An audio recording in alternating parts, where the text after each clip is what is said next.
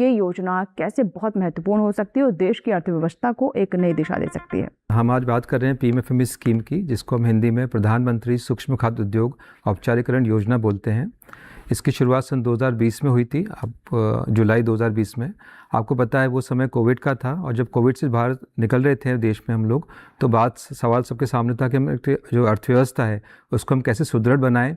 और क्योंकि कोविड के समय सारा व्यापार कम हो गया था, यातायात भी बंद था, तो कैसे आत्मनिर्भर हम बने हर क्षेत्र में। और क्योंकि खाद्य सुरक्षा सबसे महत्वपूर्ण मानी जाती है, इसलिए इस पे बहुत चिंतन हुआ था कि हमें फूड सिक्योरिटी की जब बात करते हैं तो कैसे कोविड के समय में हम देश को एक ऐसी स्कीम से कुछ लाभान्वित करें जिससे कि हमारा जो फूड सिक्योरिटी तो हो, साथ साथ में किसानों को और हम एम्प्लॉयमेंट का और वैल्यू एडिशन का भी फ़ायदा मिले। तो इन सभी उद्देश्यों को समझ के रख के ये योजना शुरू की गई थी 2020 में।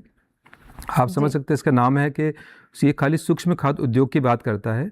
तो इसका बैकग्राउंड हम बताना चाहूँगा कि आज भारत में हम जो विभिन्न सर्वे हुए हैं उनमें करीबन 22 से 25 लाख जो हमारे सूक्ष्म उद्योग हैं इस खाद्य क्षेत्र में काम कर रहे हैं, और वो सब असंगठित क्षेत्र में हैं।